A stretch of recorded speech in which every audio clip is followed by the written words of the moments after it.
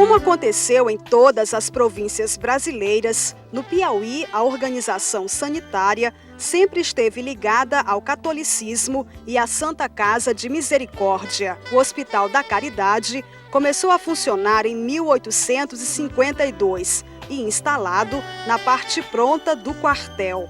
Em 1859, começavam as articulações políticas para fundar a Santa Casa de Misericórdia, inaugurada em 1860.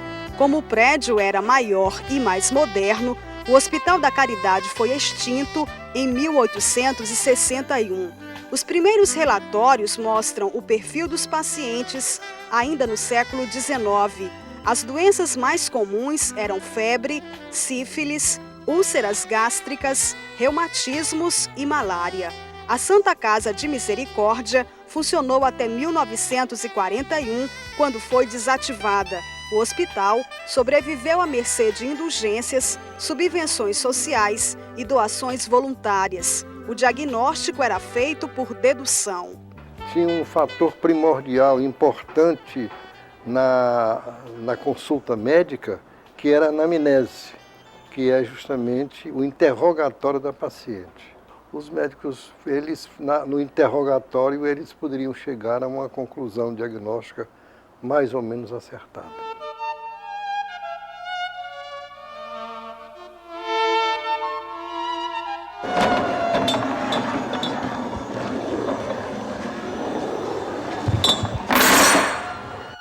Apesar dos esforços, Teresina enfrentava no século XIX outro problema na área da saúde. Haviam muitos doentes mentais na cidade. Alguns eram extremamente agressivos. A população estava ameaçada. A única alternativa era prendê-los como delinquentes comuns. Sem acompanhamento médico, a saúde piorava.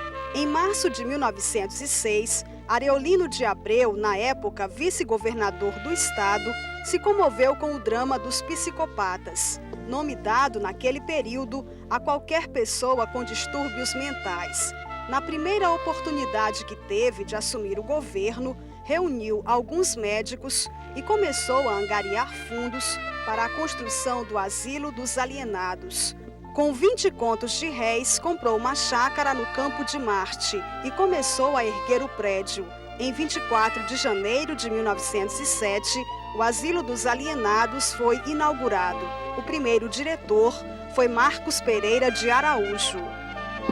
Naquela época, cuidar dos doentes mentais era um grande desafio. Exigia, além de experiência, paciência, dedicação quase que exclusiva. O tratamento envolvia algumas técnicas que beiravam os limites da tortura. Para controlar os pacientes, os médicos utilizavam correntes. Sem mobilidade, eles só conseguiam fazer muito barulho. Mas em alguns casos, as correntes eram substituídas por uma outra técnica ainda mais desumana. Os pacientes mais agressivos, perigosos e inquietos recebiam uma injeção de sulfo, uma mistura de vários medicamentos que provocavam muita febre e uma dor insuportável. Além disso, para combater a paralisia geral progressiva provocada pela sífilis, uma doença muito comum naquele tempo, os médicos injetavam no paciente o vírus que provoca a malária. Eram dias de muita febre e convulsões até a recuperação do doente.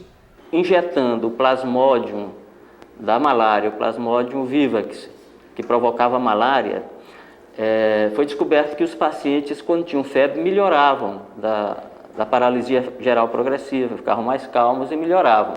Por conta disso, imaginavam as pessoas menos esclarecidas que trabalhavam em psiquiatria, que era a febre que provocava a melhora, que fazia com que o paciente melhorasse. Os doentes mentais andavam nus, passavam fome e morriam por falta de um atendimento adequado. O Asilo dos Alienados Areolino de Abreu funcionava como uma entidade independente, até que em 1909 foi integrado à Santa Casa de Misericórdia. Mesmo assim, os pacientes ficavam presos em celas sujas e apertadas, continuavam com as correntes e muitas vezes dormiam ao relento, além de beber água suja. Em 27 de dezembro de 1940, Clidenor Freitas é nomeado chefe da Clínica de Doenças Mentais da Santa Casa de Misericórdia e assume a direção do Asilo dos Alienados. Ele introduziu novos métodos de tratamento, foram retiradas as correntes e implantado a convulsoterapia. Nesta foto, uma imagem rara, a primeira aplicação de eletrochoque no Piauí. O aparelho foi fabricado por Benedito Almeida. Era uma técnica que fazia melhorar e ainda hoje é usado para alguns casos que ou se usa ou o paciente pode vir a falecer. Em 3 de abril de 1968, o Hospital Areolino de Abreu foi transferido para o bairro Primavera. Ocupava um espaço maior e, aos poucos, incorporava técnicas modernas no tratamento, como a terapia de grupo, além da criação do Hospital Dia. Em 1943, Clidenor Freitas, preocupado em melhorar e ampliar o atendimento aos doentes mentais, compra um terreno às margens do rio Poti e começa a construir o Sanatório Meduna. A inauguração aconteceu em 21 de abril de 1954. Clidenor Freitas levou 10 anos para terminar a obra. Em alguns momentos, ajudou a erguer as paredes do sanatório, que é considerado hoje um dos melhores da região Nordeste. Em 48 anos, mais de 100 mil pessoas foram atendidas. Lindomar Freitas se recorda das atitudes do pai ao eliminar o tratamento desumano dado aos doentes mentais em Teresina. As jaulas foram destruídas e também as correntes também. As correntes foram derretidas em 1942 e foi feito, com essas correntes derretidas, foi feito o busto do conselheiro Saraiva, que hoje está na Praça Saraiva. A psiquiatria, né, os doentes mentais, se sentiu muito grato a ele pela introdução desses métodos novos, pela maneira humana que era tratar os pacientes.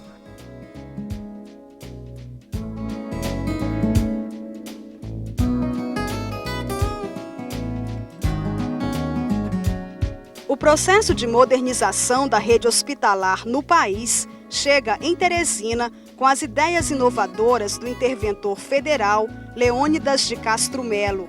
Ele passou a defender a ideia da construção de um grande hospital em Teresina. A intenção de Leônidas Melo era construir um hospital moderno, capaz de suprir as necessidades da Casa de Misericórdia e com estrutura suficiente para atender os pacientes de todo o estado. O desejo de mudança do interventor era impulsionado pelo sucesso das exportações da cera da carnaúba. O aumento da cotação do produto no mercado internacional viabilizou a construção do HGV. O engenheiro Cícero Vaz de Souza Martins foi o responsável pela obra. Em 1941, o Hospital Getúlio Vargas tinha apenas 2 pavimentos. O Getúlio Vargas já foi maior do que é hoje. Eu digo em termos de leito, o número de leitos. Nós que já somos mais antigos, quando nós chegamos aqui, o Hospital Getúlio Vargas tinha aproximadamente em torno de 420 leitos. E hoje, com as ampliações, nós estamos aproximadamente com 394 leitos fixos. O HGV foi construído e programado para ser um dos maiores e melhores hospitais do país na década de 40. A inauguração coincidiu de propósito com a data do 6º aniversário do governo de Leônidas Melo, em 3 de maio de 1941, mas só começou a funcionar de fato em 1º de outubro do mesmo ano. A homenagem ao presidente da República, Getúlio Vargas, no nome do hospital, fazia parte de uma grande estratégia política da época, dentro do espírito do Estado Novo. A entrega do hospital à população se transformou em um grande instrumento para a divulgação do governo estadual. Reportagens foram publicadas na imprensa nacional. Foram gastos 4.000 contos de réis para a construção do HGV. Leônidas Melo foi duramente criticado pelos opositores. O hospital era visto como um grande elefante branco. As críticas foram feitas principalmente por aquelas pessoas que não acreditavam que o Piauí pudesse crescer. Então achavam que aquela obra era faraônica para o Piauí daquela época, para a mentalidade desse pessoal. Que o Teresina não teria nunca a necessidade e o hospital não teria a ocupação necessária para se manter. Leônidas Melo foi considerado o piauiense do século XX na área da saúde. A sua principal obra, de tão importante para o desenvolvimento do Piauí, virou instrumento de pesquisa. Alcides Nascimento conseguiu relatos impressionantes. Um vendedor de remédios dizia, olha, eu chegava no hospital e via as enfermarias, e as enfermarias estavam vazias. Quer dizer, era tão grande para a época que ele nunca viu enfermarias no começo, no momento da inauguração, estarem com muita gente hospitalizada. Na história do Hospital Getúlio Vargas, curiosidades que não foram contadas nos livros. O HGV era tão moderno e luxuoso que alguns apartamentos receberam hóspedes ilustres, uma espécie de hotel 5 estrelas. Teresina, na época, não tinha hotel. Então, durante muito tempo, aqueles 2 apartamentos serviram para essa hospedagem. Porque havia uma crise, uma carência de doentes com dinheiro suficiente para pagar aqueles apartamentos. Histórias ainda mais surpreendentes. O diretor do HGV, Wilton Mendes, que começou a trabalhar no hospital aos 26 anos, se recorda de situações cômicas durante os atendimentos coletivos. Chega um dia um paciente para se consultar no consultório de oftalmologia, porque estava sem enxergar direito, sentou perto da mesa, lá do departamento da sala de odontologia. O dentista chegou, mandou ele abrir a boca, ele abriu a boca, ele não sabia de que se tratava, ele anestesiou a boca dele e arrancou os dentes. Depois foi que perguntaram a ele por quê. Ele disse, não, eu vim aqui para consultar os olhos. E terminou perdendo os dentes. As primeiras enfermeiras do HGV também ajudaram a construir a história de sucesso do hospital. As Irmãs de Caridade, formadas pela escola Ana Nery, são uma referência importante. Esse hospital, quando foi criado, ele tinha a intenção, além de prestar um serviço, ele teria também uma intenção de ser um centro formador de recursos humanos. E para aqui vieram as freiras, na época que o arcebispo daqui era Dom Severino, que viriam para ajudar não só no trabalho, como também em criar uma escola de enfermagem. O primeiro diretor do HGV foi o médico Agenor Barbosa de Almeida. Conseguimos um depoimento raro, gravado em uma fita cassete. Agenor Barbosa fala das exigências que fez para assumir a direção do HGV. Mas eu impus a ele também condições, só aceitar se ele me desse carta branca para eu fazer no hospital aquilo que realmente eu achava que devia ser feito. E realmente ele me deu essa carta branca e eu dirigi o hospital durante 4 anos, né, estabelecendo normas de administração hospitalar modernas. Em 1960, no governo de Petrônio Portela, o Hospital Getúlio Vargas passou por uma ampla reforma, ganhou o 3º piso e o centro cirúrgico. Aos poucos, se transformou em hospital-escola e incentivou a fundação da Faculdade de Medicina do Piauí. Zenon Rocha foi o idealizador e o primeiro diretor da faculdade. Em 1978, o prédio passou por uma outra reforma. Apesar dos problemas, das polêmicas e da superlotação, o HGV continua tão grandioso quanto no passado, pelo menos em números. Só no pronto-socorro trabalham 171 médicos em 17 especialidades, além de 33 enfermeiros. O hospital possui 394 leitos, fora os flutuantes. Por dia, cerca de 600 pessoas são atendidas no HGV, vindas dos estados do Maranhão, Ceará, Pernambuco, Tocantins e até da Bahia. Na história da evolução da saúde, espaço para as mulheres. A primeira médica do Piauí foi a pediatra Rosa Tágira. Ela começou a trabalhar aos 25 anos, numa época em que de cada 1000 crianças nascidas vivas em Teresina, 300 morriam antes de completarem 1 ano de vida. Rosa Tágira não enfrentou preconceitos na profissão. Ela ainda se lembra do perfil dos primeiros pacientes e das dificuldades nos atendimentos. As doenças mais comuns eram as infecciosas, especialmente a disenteria. porque as crianças eram muito mal alimentadas. O atendimento que a gente fazia no centro de saúde era mais da classe pobre, classe paupérrima. Então, tanto era subnutrida a mãe, como era subnutrida o recém-nascido. O que mais me toca é a salvação das crianças entregues ao meu serviço, entregue ao meu estudo. Então, eu fazia tudo para salvar aquela criança, e salvava. Raramente eu dei um atestado de óbito.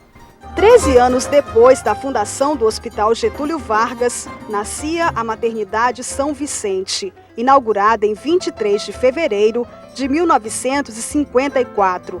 Possuía 130 leitos e reunia os maiores especialistas da área. Os equipamentos e instalações eram modernos para a época. A maternidade se transformou em pouco tempo em um centro de estudos superiores para os alunos de medicina na cadeira de obstetrícia. Nas fotos antigas, as instalações e o primeiro quadro de médicos e enfermeiros. Os primeiros obstetras da maternidade fizeram parte também da primeira equipe médica do Hospital Getúlio Vargas.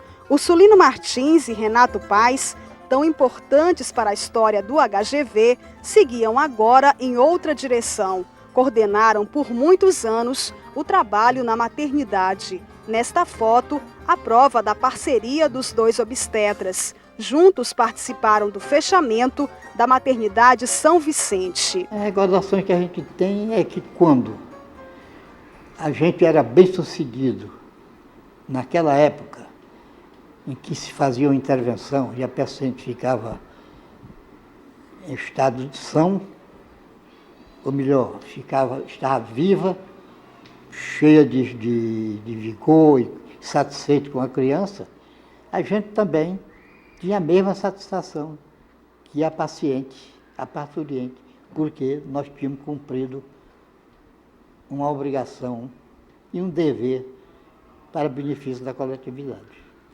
Havia uma mortalidade materno-infantil muito grande e mercê da assistência dada pela Maternidade São Vicente, posteriormente na maternidade transferida para a maternidade Dona Evangelina Rosa, então esse percentual de mortes se reduziu muito.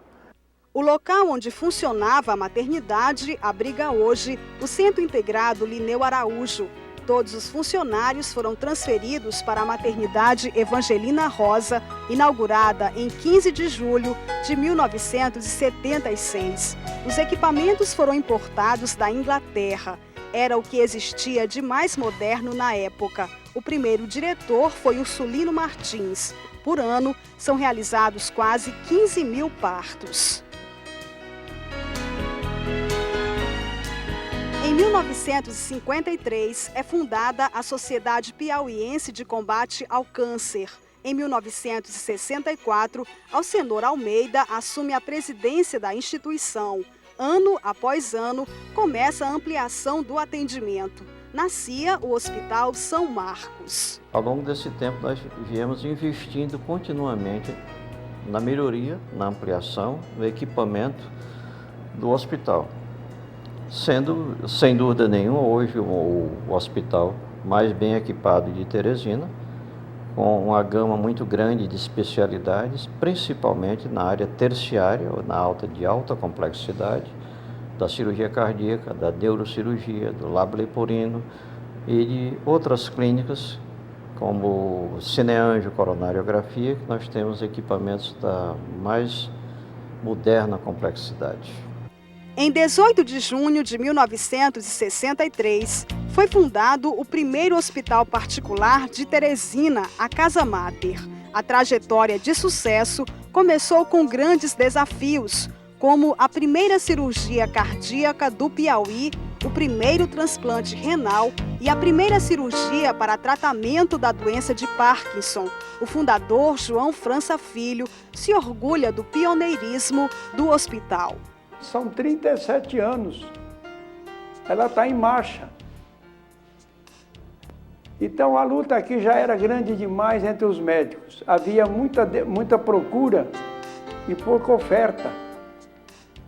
Então o doutor França Filho atinou na mosca em fazer o hospital. Desde o começo da Casa Mater, nós temos recebido de braços abertos os colegas que aqui chegam. Quer venham trabalhar aqui ou não venham trabalhar aqui. Na década de 70 é fundado o Hospital Santa Maria. A qualificação da equipe médica, a preocupação com o atendimento e os transplantes ajudaram a consolidar a história de sucesso do hospital. A evolução dos serviços de saúde transformou Teresina em um dos polos mais importantes da região Nordeste. São 25 hospitais de grande porte, 181 clínicas, 170 consultórios, 27 grandes laboratórios, centenas de farmácias. Uma mega estrutura dividida em 3 sub-áreas, nos bairros Mafuá, Pissarra, Ilhotas e Centro. O desenvolvimento da rede hospitalar, a localização privilegiada, o crescimento tecnológico da engenharia médico-hospitalar e os investimentos na área garantem um número surpreendente: 1 milhão de pacientes por ano vindos de 7 estados. Os procedimentos de alta complexidade, como transplantes renais, de córneas e até de coração, ajudaram a consolidar a trajetória de sucesso da cidade como polo de saúde, uma estrutura que conta ainda com 50 pensões. Teresina é considerada pelo SUS um modelo de gestão na área da saúde, um exemplo para o país. O desafio agora é transformar a capital em um centro de excelência. Isso porque nós estamos vislumbrando que a concorrência não é dentro de Teresina, a concorrência é externa. Outras cidades poderão e estão desenvolvendo as suas atividades em saúde. E, consequentemente, nós temos que avançar para não perdermos essa referência. Teresina, como poucas capitais do país, soube investir na área da saúde. Em 60 anos, grandes mudanças aconteceram nos serviços oferecidos. O polo de saúde envolve 633 empresas. Além disso, quase 4 mil leitos estão à disposição dos pacientes. Por ano, cerca de 83 mil internações acontecem na capital do Piauí. As mudanças acontecem de forma rápida e sistemática. Isto prova a competência dos profissionais da capital e a vocação de Teresina para ser um dos maiores centros de saúde do país.